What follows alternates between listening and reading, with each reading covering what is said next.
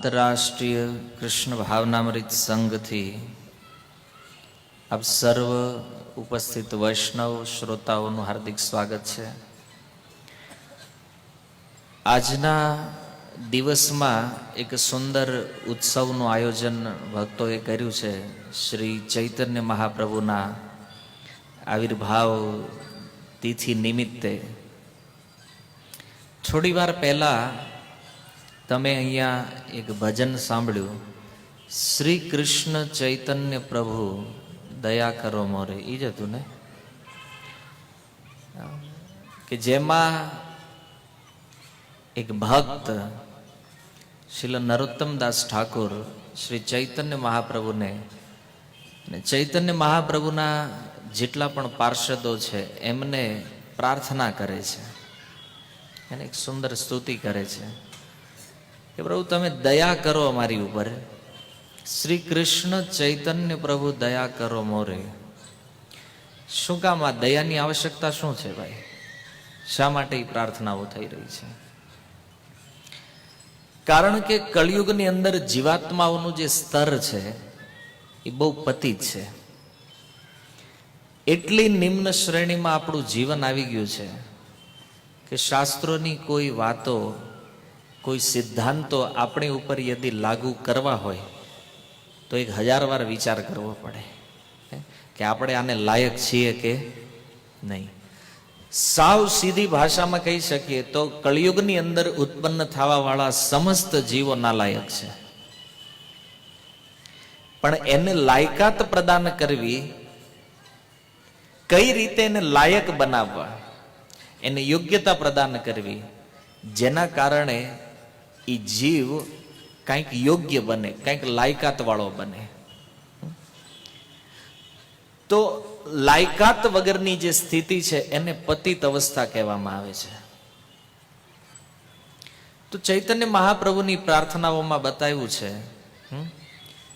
મહાપ્રભુને કીધું કે તમે કૃપા કરો, દયા કરો. શું કામ? કારણ કે અમારાથી વધારે પતિત વ્યક્તિ તમને આ જગતમાં જોવા મળશે નહીં. અને શા માટે પતિત છીએ આપણે? કારણ કે આપણી પાસે સંસ્કારની કમી છે, સંસ્કારોનો અભાવ છે. દ્વાપર યુગ સુધી જેટલા પણ જીવાત્માઓ અહીંયા પ્રગટ થયા તો એ બધા જીવ સંસ્કારોથી પૂર્ણ હતા. સૌથી પહેલા ગર્ભાધાન સંસ્કાર, પછી આગળ સીમંતોનયન સંસ્કાર, જન્મ થાય તો જાતકર્મ સંસ્કાર, કર્ણવેદ ઇત્યાદિ જે 16 સંસ્કારોની વિધિ છે, તો એ 16 સંસ્કારોથી પરિપૂર્ણ હોવાના કારણે એ લોકો સુસંસ્કૃત મનુષ્ય હતા. અને આજની પરિસ્થિતિ એવી છે કે જન્મનું મૂળ જ કામ છે. કોઈ વ્યક્તિનો જન્મ થાય છે એનો મૂળમાં શું છે? કામ. એક સ્ત્રી અને પુરુષોની કામનાએ એક સંતાનની ઉત્પત્તિ થાય છે. જ્યારે વૈદિક યુગની અંદર એક સંસ્કાર દ્વારા બાળકોને જન્મ આપવામાં આવતો હતો. મતલબ સમય વ્યતીત થતો ગયો અને આ વર્ણ સંકરતા એટલી બધી ફેલાતી ગઈ કે કલિયુગના 5000 વર્ષ ગયા ત્યાં સુધીમાં લગભગ બધું પતિત થઈ ગયું છે. સંસ્કારોના નામે શૂન્યતા. ક્યાંક ભારત વર્ષમાં એવા વ્યક્તિઓ તમને જોવા મળે કે જેને શુદ્ધ કહી શકાય, જેને પવિત્ર કહી શકાય, સદાચારી કહી શકાય એવા. તો આટલી પતિત અવસ્થાની અંદર ભગવાનની ચિંતા એ છે કે આટલા બધા પતિત જીવો છે, આનો એક સાથે ઉદ્ધાર કરવો છે, એક સાથે આ બધાને યોગ્યતાવાળા બનાવવા છે. તો આનો ઉપાય શું છે? સ્વયં ભગવાન કૃષ્ણ ગોલોક વૃંદાવનમાં બેઠા બેઠા વિચાર કરે છે. ભગવાન શ્રી કૃષ્ણનો આ વિચાર અતિ ઉત્તમ વિચાર છે. કવિરાજ ગોસ્વામી અને શ્રીપાદ રૂપ ગોસ્વામીએ વિદગ્ધ માધવ નામના પોતાના નાટકમાં આ શ્લોકની અવતરણા કરી. એમણે કે જીવોને પતિત દશામાંથી પવિત્ર બનાવવા માટે ભગવાને નક્કી કર્યું કે મારે સ્વયં આ પૃથ્વી ઉપર ઉતરવું પડશે. હું પોતે જઈશ અને જેટલા પણ પતિત લોકો છે એ બધાને કેવા બનાવીશ?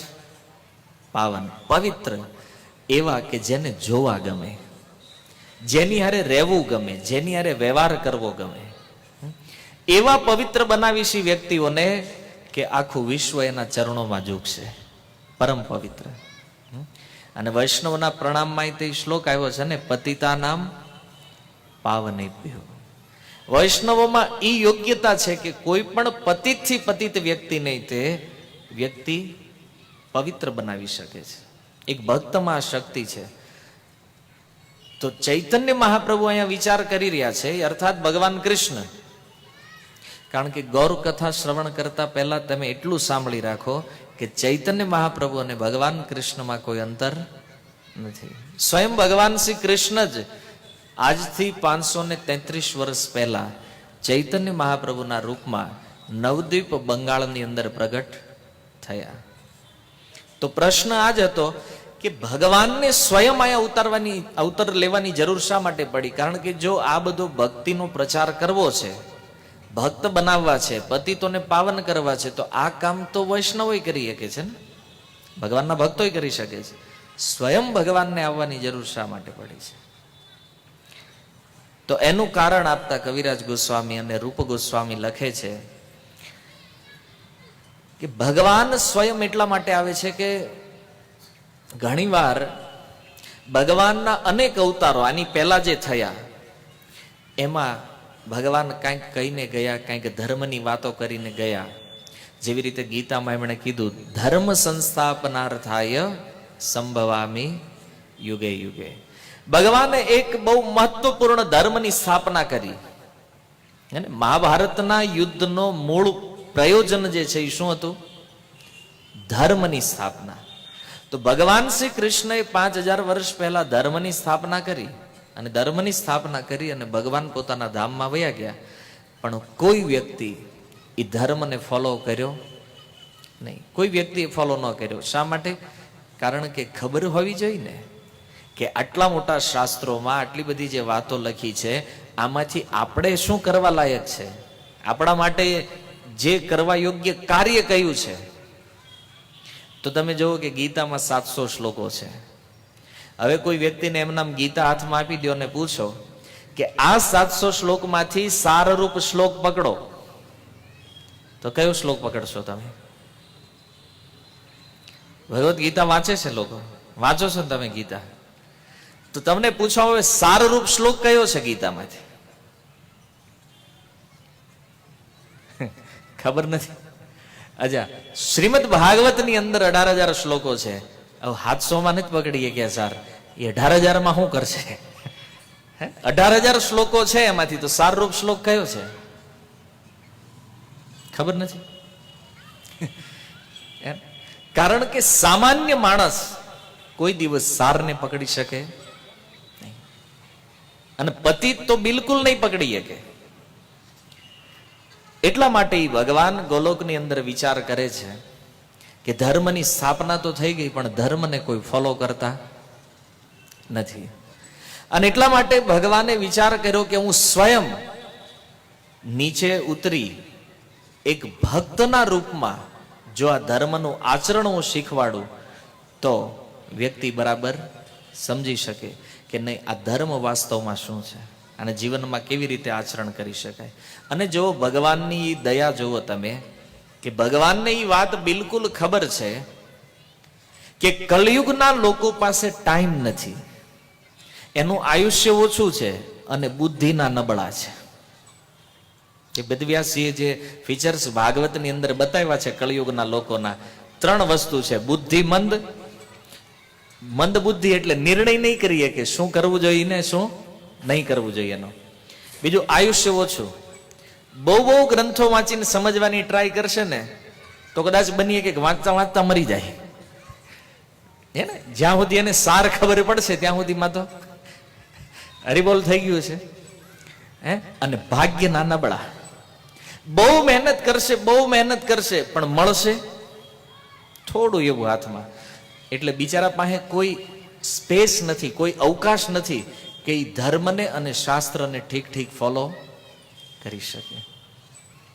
તો ભગવાને વિચાર કર્યો કે કોઈ એવી વસ્તુ, કોઈ એવું એક એવી વ્યવસ્થા લઈને મારે ઉતરવું છે કે જે વ્યવસ્થાની અંદર હરેક વ્યક્તિ, એક ગરીબથી ગરીબ વ્યક્તિ અને આ વિશ્વનો સૌથી ધની વ્યક્તિ, આ બધા લોકો એક સમાન રીતે, એક સારી રીતે, એક વ્યવસ્થાના ભાગરૂપે ભક્તિ કરી શકે એવી કાંઈક વ્યવસ્થા ભગવાન દ્વારા ગોઠવવાનો પ્રયાસ થયો. એટલા માટે ભગવાન શ્રી કૃષ્ણ અહીંયા નીચે ઉતર્યા. તોય પ્રશ્ન હજી ઉભો છે, ભાઈ મહાપ્રભુના રૂપમાં શું કામ, ભક્તના રૂપે શું કામ? ભગવાન છે તો સીધા ભગવાનના રૂપમાં આવે અને આવીને લોકોને અહીંયા શીખવાડે.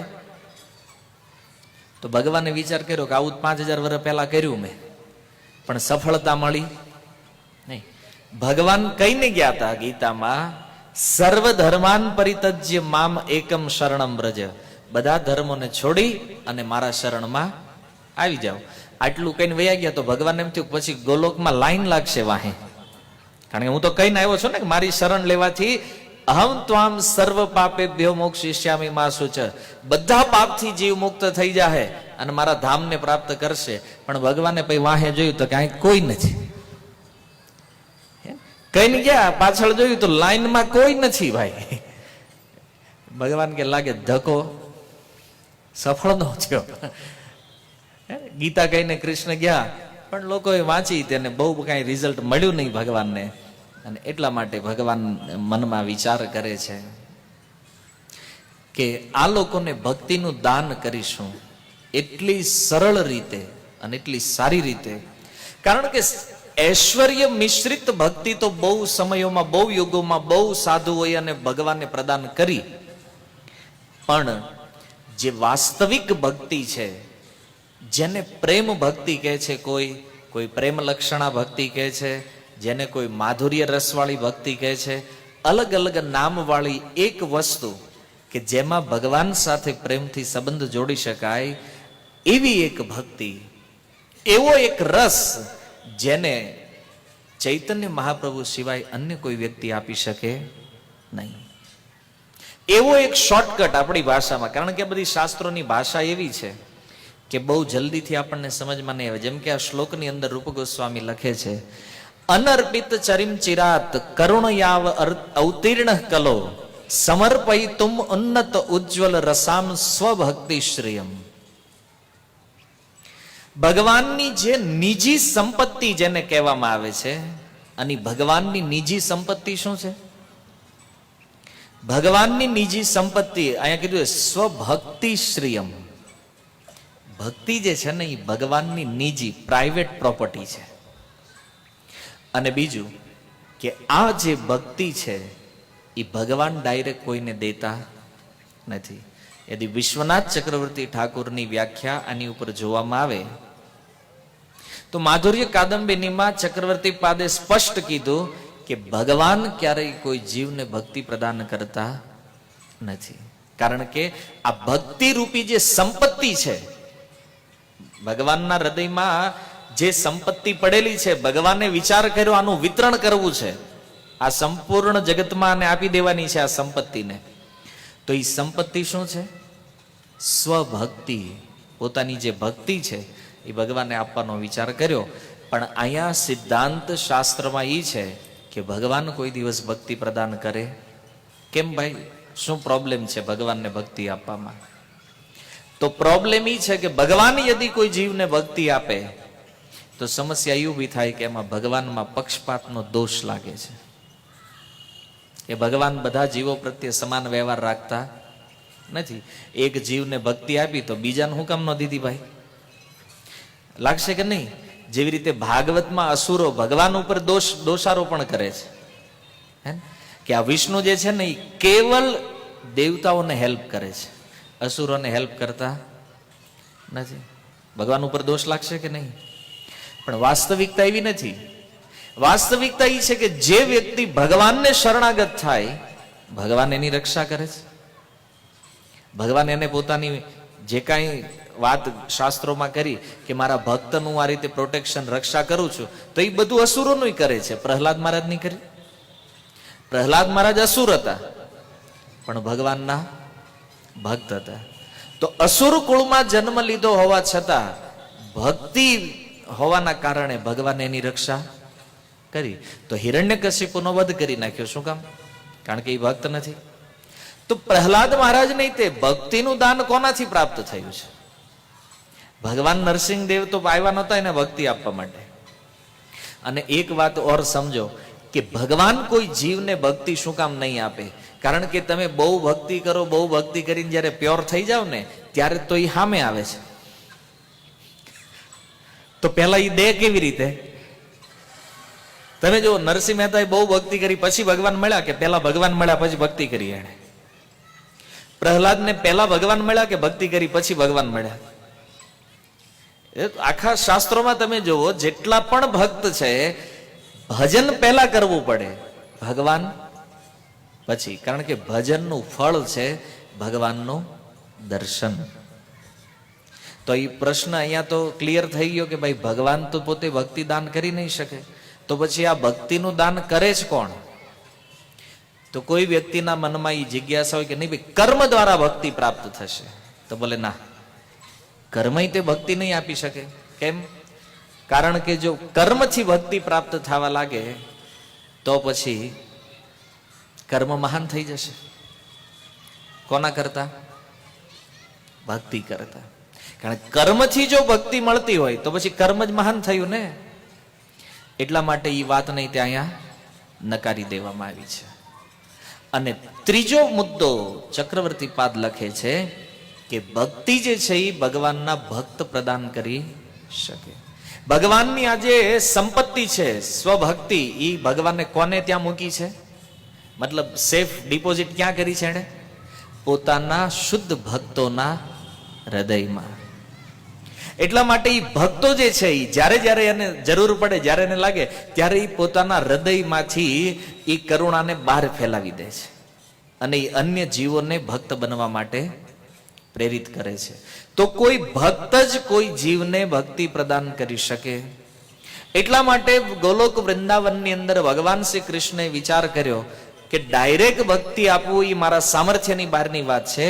એટલા માટે હું સ્વયં ભગવાન હોવા છતાં ભક્તના રૂપમાં પ્રગટ થઈશ. અને ભક્તના રૂપમાં તો દેવામાં વાંધો નથી, કારણ કે ન્યા પક્ષપાત તો આવશે નહીં. તો ભગવાન શ્રી કૃષ્ણ જ સ્વયં ચૈતન્ય મહાપ્રભુના રૂપમાં આજથી 500 વર્ષ પહેલા, એટલે બહુ એકદમ ટાઈટ ગણતરી કરો તો 534 વર્ષ પહેલા, એક્યુરેટ જેને કહેવાય, પણ એબાઉટ આપણે 500 વર્ષ પહેલા ચૈતન્ય મહાપ્રભુના રૂપમાં એ ભગવાન સ્વયં પ્રગટ થયા. પણ આ વાતને ઘણા લોકો જાણતા નથી, ખાસ ભારત વર્ષમાં. એટલે ઘણા લોકો ચૈતન્ય મહાપ્રભુને એક સાધુ માને છે, એક સંત. ભારત વર્ષમાં તમે કોઈ પણ વ્યક્તિ પાસે સાંભળો ચૈતન્ય મહાપ્રભુ કોણ છે, તો એ શું કહે છે? એ એક ભગવાનના મહાન ભક્ત છે. અને લોકો ખોટાય નથી, કારણ કે ભગવાન ભક્તના રૂપમાં પ્રગટ થયા છે. પણ ભગવાન પોતાને છુપાવવાનો ગમે એટલો પ્રયાસ કરે, અંતે તો ખબર પડી જાય કે આ ભગવાન છે. કેમ? કારણ કે આ જગતમાં એના જે શુદ્ધ ભક્ત છે એ ભગવાનને ઓળખી લે છે, અને જે મૂર્ખ વ્યક્તિઓ છે એને ઓળખવામાં બહુ સમય લાગી જાય છે.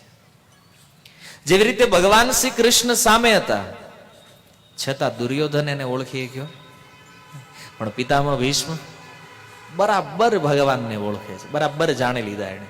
અને આ કૃષ્ણ જે છે એ જ આદિ નારાયણ ભગવાન છે.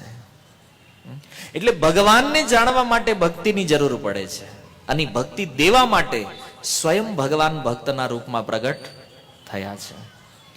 તો કૃષ્ણ જે છે એ અહીંયા જ્યારે પ્રગટ થયા ચૈતન્ય મહાપ્રભુના રૂપમાં, તો બલરામજીએ કીધું આપણે તો બેઠું રહેવાય નહીં. કેમ?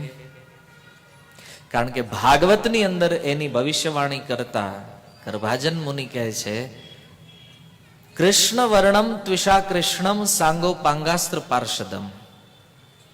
ભગવાનનો કળિયુગમાં અવતાર થશે ભગવાન કૃષ્ણ.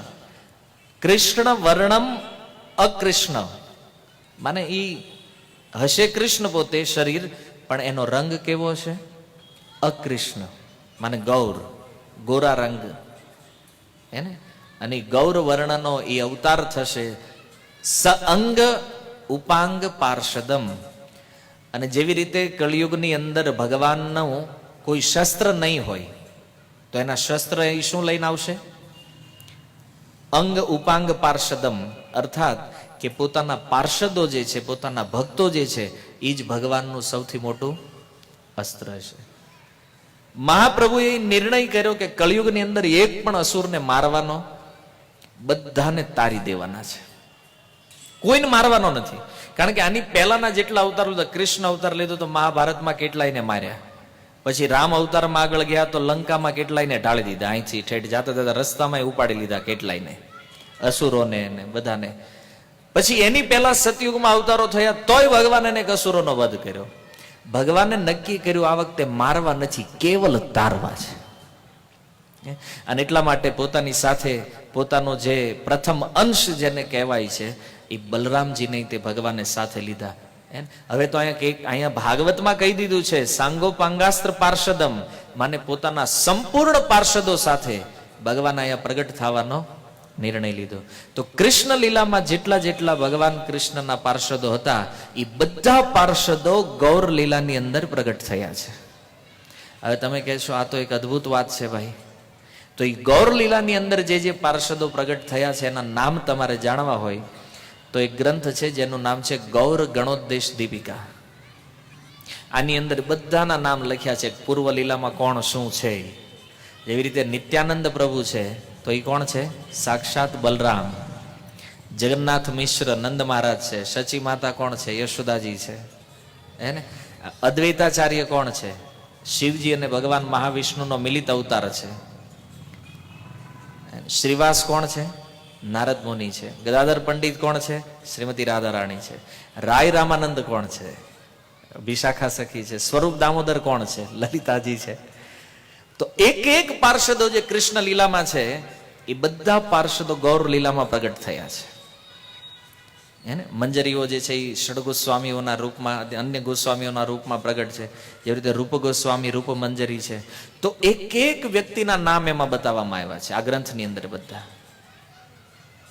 કારણ કે કળિયુગમાં ભગવાન કોઈ અસ્ત્ર લઈને આવવાના નહોતા. સુદર્શન ચક્ર ત્યાં મૂકીને આવ્યા, એને કીધું ભાઈ તારું કામ નથી અને તું અહીંયા પ્રગટ થતોય નહીં. કેમ? કોઈને મારવાનો નથી ને, તારવાના છે બધાને. તો મહાપ્રભુએ એક એવું અસ્ત્ર લીધું અને જે અસ્ત્રને અહીંયા રૂપ ગોસ્વામીએ નામ આપ્યું છે ઉન્નત ઉજ્જવલ રસ. ભક્તિનો એક એવો રસ કે જે રસને કીધું છે બહુ સમયથી જેને અર્પિત કરવામાં નથી આવ્યો. અનર્પિત ચરિમ ચિરાત, બહુ સમય વ્યતીત થયો જે રસ અહીંયા આપવામાં નથી આવ્યો. બહુ સમય એટલે કે જ્યારે ચૈતન્ય મહાપ્રભુ આ ગયા કળિયુગમાં જે આવ્યા ને આજથી 500 વર્ષ પહેલા, એની પહેલા જયારે એ પ્રગટ થયા હતા ત્યારે એમણે આ રસ આપ્યો હતો. પછી અનેક યુગો વયા ગયા વચ્ચે. તો આજે ઉન્નત ઉજ્જવલ રસ છે એ શું છે? ભક્તિની સૌથી ટોપ અવસ્થા. હવે એની ડિટેલમાં આપણે બહુ નહીં જઈએ, એનું કારણ છે આપણો સમય બહુ લિમિટેડ છે. તમે ખાલી એટલું સમજો કે ઉન્નત ઉજ્જવલ રસ ભક્તિનો એક એવો રસ છે કે એનાથી ઉપરનો કોઈ રસ આ ભક્તિ માર્ગમાં છે નહીં. સૌથી શ્રેષ્ઠ રસ જેને કહેવાય એ આ રસ છે. પણ આ રસનો પરિચય અને દાન બહુ લાંબા સમયથી થયું નથી. એનો અર્થ કે પહેલા ક્યારેક થયું છે. બહુ લાંબા સમયથી નહીં થવાનો અર્થ શું છે? પહેલા ક્યારેક મહાપ્રભુ પ્રગટ થયા છે, પણ એ સમય કેટલો વ્યતીત થઈ ગયો છે. તો એ સમયને જાણકારી લઈ અને આપણે અહીંયા થોડું પૂર્ણ કરીશું આજના આ પ્રવચનને. તો સમયમાં કહે છે સત્ય ત્રેતા દ્વાપર કલી ચારી યુગ જાની, સેઈ ચારી યુગે દિવ્ય યુગ એક માની. 71 ચતુર્યુગે એક મન્વંતર, 14 મન્વંતર બ્રહ્માર દિવસ ભીતર. અર્થાત કે બ્રહ્માજીના એક દિવસમાં 14 મન્વંતરો થાય. 14 મન્વંતર. આ ગણતરી તમારે સમજી લેવી જરૂરી છે. એટલા માટે કારણ કે તમારે ગીતા સમજવી હોય, ભાગવત સમજવું હોય, ચૈતન્ય ચરિતામૃત સમજવું હોય કોઈ પણ વૈદિક ગ્રંથોને સમજવા માટે બ્રહ્માજીનું આયુષ્ય સમજવું બિલકુલ જરૂરી છે. કારણ કે જ્યાં સુધી તમને મનવંતરોની ખબર નહીં પડે ને ત્યાં સુધી કથાની અંદર ઊભા થયેલા જે કન્ફ્યુઝનો છે એ કન્ફ્યુઝન કોઈ દી પૂરા થશે નહીં. શ્રીપાદ વલ્લભાચાર્યએ જે ભાગવતની ટીકા લખી છે ને, તો એમાં એક બહુ સુંદર ખુલાસો કર્યો છે. વલ્લભાચાર્યજીએ કીધું કે ભાગવતની અંદર જે પાંડવો, કુંતી ઇત્યાદિના જે ચરિત્રો છે અને મહાભારતની અંદર જે પાંડવો ઇત્યાદિના ચરિત્રો છે, તો આ બે લોકો જુદા છે. સમજમાં આવ્યું? તમે જો ધ્યાનપૂર્વક ભાગવતનો અભ્યાસ કરજો તો ભાગવતની અંદર એ લખ્યું છે કે જ્યારે પાંડવોએ યુદ્ધની સમાપ્તિ કરી, યુધિષ્ઠિર મહારાજ રાજા થઈ ગયા અને ધૃતરાષ્ટ્ર અને ગાંધારી જ્યારે વનમાં જવા માટે નીકળ્યા, તો ભાગવતના કુંતી જે છે એ એમની સાથે ગયા નથી.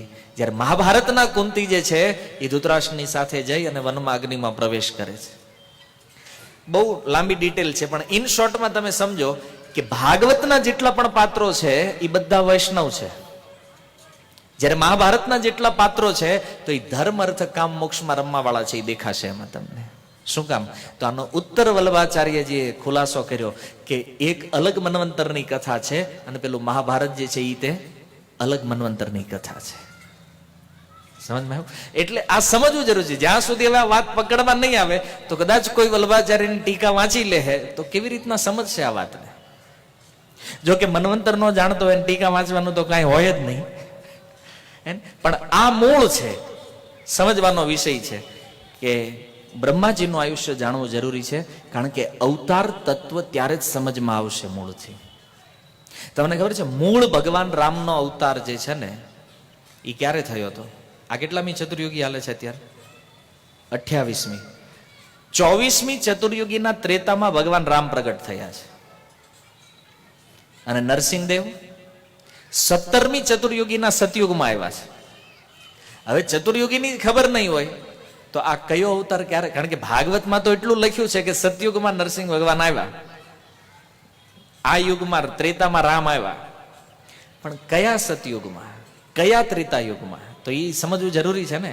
એટલા માટે કવિરાજ ગોસ્વામીએ ચૈતન્ય મહાપ્રભુના અવતારનું કારણ બતાવતા સૌથી પહેલા બ્રહ્માજીના આયુષ્યનું વર્ણન કરી દીધું અહીંયા કે 4 પ્રકારના યુગ હોય છે: સતયુગ, ત્રેતા, દ્વાપર અને કળિયુગ. સેઈ 4 યુગે દિવ્ય યુગ એક હોય. આ 4 યુગને ભેગા કરો એટલા સમયને શું કહેવામાં આવે છે? એક દિવ્ય યુગ. અને આવા દિવ્ય યુગ જ્યારે 72 વાર ફરે ત્યારે એક મન્વંતર થાય. 72 ચતુર્યુગી જ્યારે આવા 72 દિવ્ય યુગ જાય તો એ 72 દિવ્ય યુગના સમયને શું કહેવામાં આવે છે? એક મન્વંતર. 71 ચતુર્યુગે, આમાં 71 લખ્યું શું કામ? કારણ કે પોઈન્ટમાં આંકડો છે થોડોક, એટલે ક્યાંક 72 હોય કે ક્યાંક 71 હોય, પણ બે સત્ય છે. 71.46 કે 42 એવું કઈક આવે છે મન્વંતરની પરફેક્ટ ગણતરીમાં. તો અહીંયા કવિરાજ ગોસ્વામી લખ્યું 71 ચતુર્યુગે એક મન્વંતર. આ 4 યુગ જયારે 71 વાર ફરી જાય ને એટલા સમયને શું કહેવામાં આવે?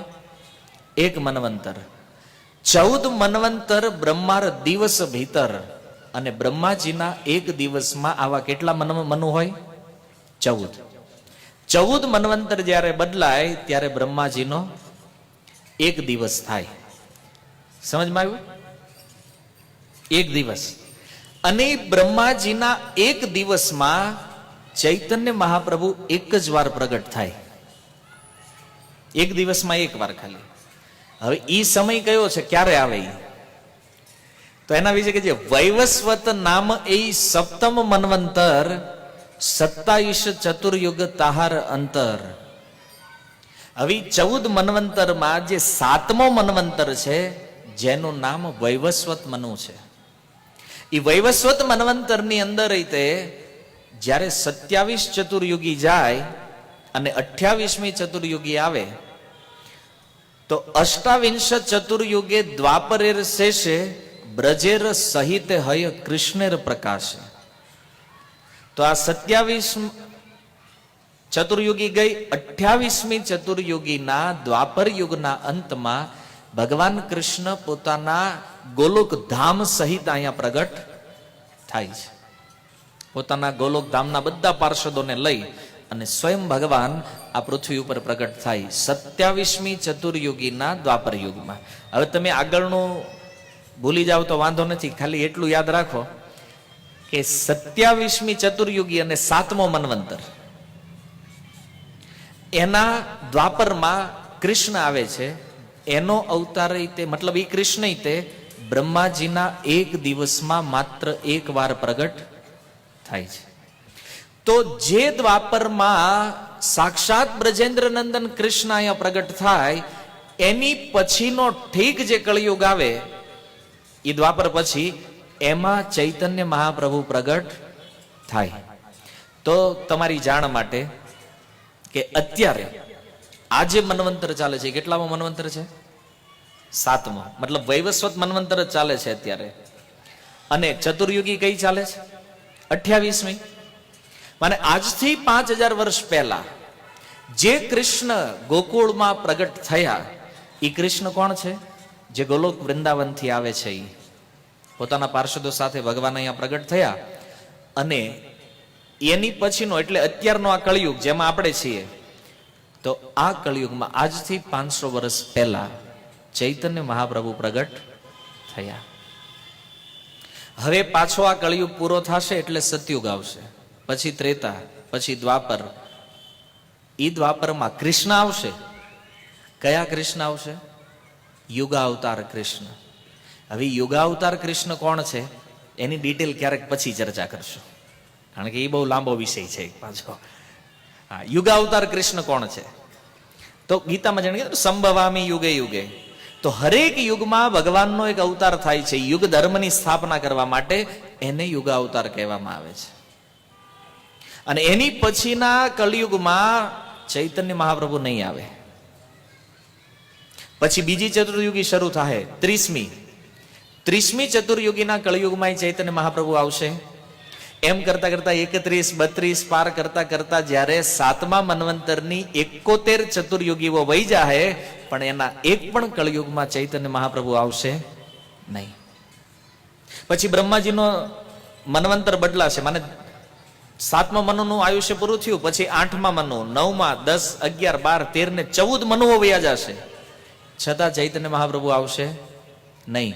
અને એક વાત તમે સમજો, હરેક મન્વંતરોમાં ભગવાન અવતાર લેતા, ઘણા મન્વંતર આખા કોરા જાય, એક અવતાર જ નહીં. એ વર્ણન છે અવતાર તત્વોમાં. ભગવાન અવતાર નથી લેતા. અને અમુક મન્વંતરોમાં અવતારના ઢગલા થઈ જાય, 10, 12, 25 અવતાર એકારે લઈ લે ભગવાન. તો 14 મનુઓ જશે, મહાપ્રભુ નહીં આવે.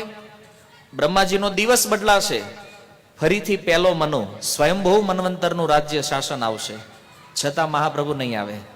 બીજો મન્વંતર આવશે, ત્રીજો, ચોથો, 5મો અને 6 મનુઓ વયા જશે, છતાં ચૈતન્ય મહાપ્રભુ આવશે નહીં. અને પાછો જ્યારે 7મો વૈવસ્વત મન્વંતર આવશે, એની 27 ચતુર્યુગી જશે. 28મી ચતુર્યુગીના દ્વાપરમાં ફરીથી કૃષ્ણ અહીંયા પ્રગટ થશે. અને જ્યારે બ્રજેન્દ્ર નંદન કૃષ્ણ પોતે અહીંયા પ્રગટ થશે, એની પછીનો જે કળિયુગ આવશે, એ કળિયુગમાં ફરીથી ચૈતન્ય મહાપ્રભુ આવશે. એટલે આટલી રાહ જોવી પડશે. સમજમાં આવી? અહીંયા જે કહેવામાં છે અનઅર્પિત ચિરમ ચિરાત નો અર્થ શું છે? બહુ સમય વયો ગયો છે લાંબો. એ લાંબો સમય કેટલો? આટલો. જે વર્ણન તમે સાંભળ્યું, સમજાણું હોય તોય ઠીક છે, ન સમજાણું હોય તોય વાંધો નહીં.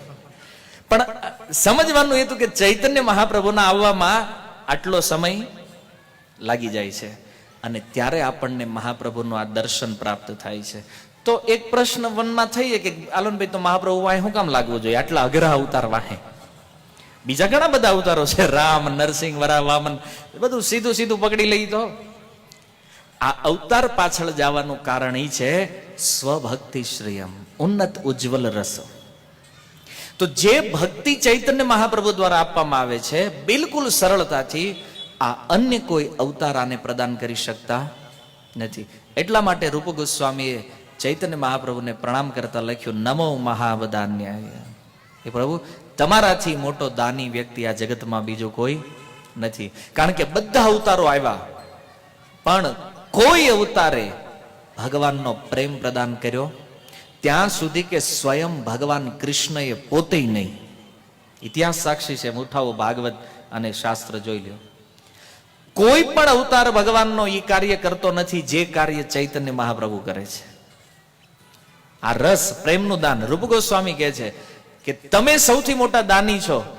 ચૈતન્ય મહાપ્રભુ સંન્યાસીના વેશમાં હતા. મહાપ્રભુએ કીધું કે હું દાની છું, મેં તો આજ સુધી કોઈને કાંઈ આપ્યું નથી. હું કેવી રીતે દાની? હું તો સંન્યાસી છું, મારી પાસે પૈસા નથી, જમીન નથી, વસ્ત્ર નથી, હું શું દાન કરી શકું? તો બોલે તમે કોઈ સામાન્ય વસ્તુ નહીં, કૃષ્ણ પ્રેમ પ્રદાયતે. તમે ભગવાન કૃષ્ણનો પ્રેમ આપી દીધો છે.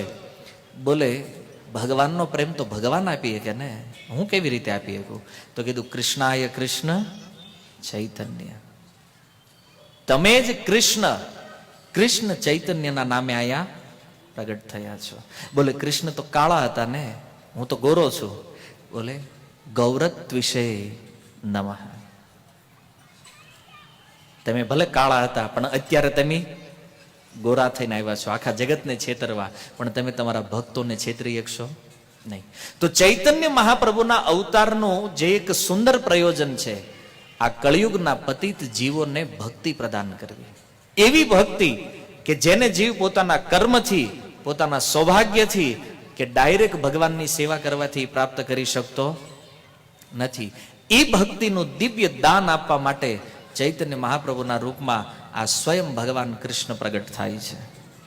અને પ્રગટ થઈ અને ભક્તિનું દાન કરે છે. કોઈ પાત્રતા કુપાત્રતા જોયા વગર આ માણસ લાયક છે કે નથી, અપરાધી છે કે શુદ્ધ છે, કોઈ યોગ્યતા જોયા વગર ચૈતન્ય મહાપ્રભુ આ ખુલ્લા હાથે પ્રેમનું દાન કરે છે.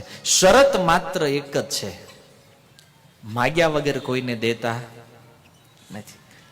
આ પ્રેમની દુકાન ખોલી છે એને, બંગાળમાં હાટ કહે છે, નામ હાટ.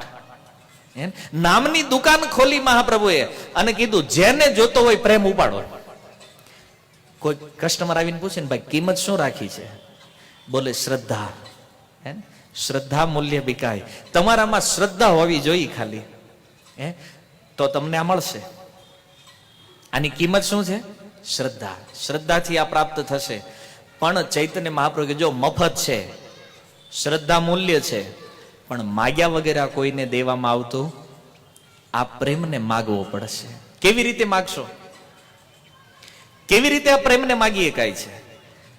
તો મહાપ્રભુ કહે છે, ઠાકોર ભક્તિ વિનોદે લખ્યું છે એક ભજનમાં કે આપણે માગશું આ પ્રેમને, અને બીજાને માગવું હોય તો માગે, ન માગે કાંઈ નહીં. ભક્તિનો ઠાકોર કે મારે તો માગવું છે. જેવી રીતે એક બાળક કોઈ માતા પાસે કોઈ વસ્તુની માંગણી કરે, એ બાળક રડતા રડતા કોઈ માતા પાસે માગે કંઈક, તો બાળક ભલે રડે છે પણ માતા સમજી જાય કે આને હું જોતું છે. એમ કોઈ રડતા રડતા ભગવાનને પ્રાર્થના કરે કે પ્રભુ અમે તો અહીં હલવાઈ ગયા છીએ, હવે મંદ મતિ, મંદ બુદ્ધિ, મંદ આયુષ્ય વાળા છીએ, પણ જો તમે કઈક કૃપા કરો તો આમાંય તમારું નામ પતિત પાવન છે, જો એને સાર્થક કરો તો મારી જેવા પતિતનો ઉદ્ધાર. રડતા રડતા એમ ખાલી બહારથી નહીં, બાળકના રડવામાં કોઈ નાટક હોતું, કોઈ નોટંકી નથી. અને આનાથી વિશેષ ભક્તો કહે છે કે જ્યારે કોઈ ભિખારી કોઈ શેઠ આગળ માગતો હોય, કેવી રીતે માગે તમે જોયું છે ને? તમે ફોર વ્હીલમાં બેઠા હોય, સિગ્નલ ઉપર આપણે ઉભા રહ્યા હોય, અને કોઈ ભિખારી આપણી પાસે આવે, ગાડીનો કાચ ટપકારીને કહે કે ભાઈ કાંઈક આપો મને, અને જ્યારે એની માગવાની જે દશા હોય કેવી રીતે માગે છે આપણે બધા અનુભવેલું છે. 7 દિવસથી જેને ભોજન ન મળ્યું હોય અને એ વ્યક્તિ જ્યારે ભગવાન આગળ કોઈ માંગણી કરે તો એની જે આર્ત સ્વરની જે ભાવના છે, એને કેટલા દુઃખી હૃદય માગતો હોય, કેટલા કરુણતાથી માગતો હોય, અને આ રીતે કોઈ હૃદયની સ્વચ્છ ભાવના સાથે ચૈતન્ય મહાપ્રભુના ચરણોમાં જઈને પ્રાર્થના કરે તો ચૈતન્ય મહાપ્રભુ એની કોઈ પણ યોગ્યતા જોયા વગર આ પ્રેમ એની જોડીમાં નાખી દે છે. ઉપાડ જા મોજ કર. થાય ને ક્યારેક કોઈ એવો ભિખારી આવે ને બિચારો એટલી લાચારીથી માગતો હોય, શેઠને દયા આવે, આલે 1000 કરી જલસા જા, ખુશ થઈ જાય આપી દે કે નહીં? અને ઘણા ભિખારીઓના જીવન ઘણા બદલાવી નાખ્યા છે. અમુક તો ખુશ થઈ જાય ને કે બે જા ગાડીમાં, અરે લાઈફ બદલી નાખે આખી બિચારાની. એમ મહાપ્રભુ એક એવા દાની છે, હે ને, એ સૌથી મોટા દાની છે અને આપણે સૌથી મોટા ભિખારી છીએ. ભિખારીને માગવામાં શું શરમ ભાઈ, ધંધો જ આ છે આપણો. પણ શું માગવું ને ઈ એમાં અટવાઈ ગયા છે આપણે. નહીં માગવાની વસ્તુઓ બહુ માગી, અને કોની પાસે? તો કે જે દેતા નથી એની પાસે માગી છે. કેટલા મંદિરોમાં ગયા, કેટલા અવતારો પાસે ગયા, કેટલા દેવી દેવતાઓ પાસે ગયા, પણ મેળ પડ્યો. જ્યાં મેળ પડે એવું વ્યક્તિત્વ આ છે ગૌર નિતાઈ, જેને તમે ઇસ્કોનમાં અને ગુજરાતમાં અને બીજા બહુ ઓછા લોકો ઓળખે છે. હવે ઓળખશે પ્રભુપાદની કૃપાથી. બધાને ઇસ્કોનમાં એક જ પ્રશ્ન થાય, ઓલા બે હાથ ઉપર કરીને ઉભા એ કોણ છે ભાઈ? એને ખબર નથી કે અત્યારે તમે નવા નવા હોય ને ત્યારે એ પ્રશ્ન થાય કે કોણ છે, અને જેવા તમે જૂના થાઓ ને પછી તમે એને મૂકવાના. રાધા કૃષ્ણ યાદ આવે કે ન આવે, પણ આ તો નહીં છૂટે. શું કામ? કારણ કે આના વગર પ્રેમ અસંભવ છે. પ્રેમનું જે શોર્ટકટ છે એ કોણ છે? ચૈતન્ય મહાપ્રભુ છે. તો બહુ બધી વાતો છે. ચૈતન્ય ચરિતામૃત આખો ગ્રંથ છે મહાપ્રભુના વિષયમાં. સમયાંતરે અનેક અનેક કથાઓને આગળ શ્રવણ કરતા રહીશું. પણ એટલું સમજો કે ચૈતન્ય મહાપ્રભુની શરણાગતિ જો લીધી તો કૃષ્ણ દૂર રહેશે. જેને જલ્દી ભગવાન પાસે જવું છે એને વાયા ક્યાંથી જવું જોઈએ? મહાપ્રભુ થઈને જલ્દી પહોંચી જાય. અને ઓલામાં પહોંચશે તો ખરો, પણ ક્યારે એનું નક્કી? અનંત જન્મો વયા જાય પ્રેમ વગર. તમે વિચાર કરો કેટલા ટાઈમે મહાપ્રભુ અહીં આવે છે. વળી જો રાઉન્ડમાં લાગી ગયા તો અટવાશું કે નહીં? એટલા માટે સમયનો સદુપયોગ ઈ છે ચૈતન્ય મહાપ્રભુની શરણાગતિ લેવી. અને ચૈતન્ય મહાપ્રભુની શરણાગતિ લેવા માટે અને સામાન્ય જીવનને પતિતથી પાવન કરવા માટે એમણે એક બિલકુલ સરળ સાધન આ જગતમાં આપ્યું, અને ઈ છે ગોલોકેર પ્રેમ ધન હરિનામ સંકીર્તન. ચૈતન્ય મહાપ્રભુને પ્રાર્થના કરવી હોય અને શરણાગત થવું હોય તો પછી મનમાં વિચાર કરવાની જરૂર નથી શું વિધિ હશે, કઈ રીતે. એક જ વિધિ અને એક જ વિધાન. હરે કૃષ્ણ મહામંત્રનો કોઈ જપ કરે તો એ વ્યક્તિને ભગવાન શ્રી કૃષ્ણનો આ દિવ્ય પ્રેમ પ્રાપ્ત થઈ જશે. આમાં કોઈ સંદેહ નથી, કારણ કે એ ગોલોકનું પ્રેમ ધન છે, નામ સંકીર્તન. એટલા માટે મહાપ્રભુએ કીધું કે કળિયુગની અંદર જીવો એક જ કામ કરવા જેવું છે, પોતાની જીહવાથી બસ ભગવાનનું નામ જપતા રહ્યો. હરે કૃષ્ણ કૃષ્ણ કૃષ્ણ હરે હરે, હરે રામ રામ રામ હરે હરે. બસ આટલું જેને આવડી ગયું એને બધું આવડી ગયું છે, ટોટલ બધું શીખી ગયું. આને પછી કોઈ શાસ્ત્ર વાંચવાની જરૂર રહેતી નથી. જેના જીહવા ઉપર ભગવાનનું નામ આવી ગયું એ ભગવાનનો ભક્ત થઈ ચૂક્યો છે. અને એક પ્રશ્ન થાય ને તો આગળ કાંઈ નહીં આવડે તો એ બધું ભગવાન અંદર દિવ્ય જ્ઞાન હૃદય પ્રકાશિત, બધું ભગવાન અંદર પ્રકાશિત કરાવી દેશે. શીખવાનું ખાલી આટલું જ છે, આ 16 શબ્દ. બોલો હેલું થઈ ગયું કે નહીં? અઘરામાં અઘરી જે વસ્તુ હતી, ઊંચામાં ઊંચો ટેસ્ટ અને પ્રાપ્ત કરવા માટે એકદમ ઈઝી વસ્તુ આપી દીધી. કેવલ આ 16 શબ્દ જે શીખી ગયા, આ દુનિયાનો સૌથી બુદ્ધિમાન વ્યક્તિ છે. વૈજ્ઞાનિકો એટલા બુદ્ધિમાન નથી, ડોક્ટરો એટલા બુદ્ધિમાન નથી, એન્જિનિયરો એટલા બુદ્ધિમાન નથી, આજનો બહુ ડિગ્રીધારી માણસે એટલો બુદ્ધિમાન નથી. જે આ 16 શબ્દ શીખ્યા છે ને એ જેટલા બુદ્ધિશાળી છે. અને આ વસ્તુ હમણાં નહીં સમજાય એમ નામ. તમને એમ થાય કે હારું આમ કેમ, અત્યારે નહીં ખબર પડે, પણ જ્યારે તમે આને જપશો, જ્યારે તમે ભગવાનનું નામ લેવાની શરૂઆત કરશો તો આની અનુભૂતિ તમને પોતાને થશે. કારણ શું છે? ગુલાબ જામુનની વ્યાખ્યા ગમે એટલી કરવી, પણ એક કોઈ ખવડાવી દે ને તો ખબર પડી જાય કે આ કેટલું મધુર છે. એમ હરે નામની મહિમા અહીંયા હું ગમે એટલી કહું તમને કે ભગવાનનું નામ આટલું મધુર છે, આટલું સારું છે, પણ એકવાર તમે જપો અને અનુભવ કરો એટલે તમને આપને આપ ખબર પડી જાય કે આ કેવું છે. કારણ કે તો ટેસ્ટ જીભ ઉપર આવે પછી જ ખબર પડે ને કે આમાં કેટલો રસ છે. તો એ રસ ચૈતન્ય મહાપ્રભુ દ્વારા જગતને પ્રદાન થયો છે. અને આપણું પરમ કર્તવ્ય છે કે મહાપ્રભુની શરણાગતિ નામ સંકીર્તન દ્વારા લેવાથી એમની કૃપા આપણને 100% પ્રાપ્ત થશે. હરે કૃષ્ણ. શીલ પ્રભુપાદ કી નિતાય ગૌર પ્રેમાનંદે.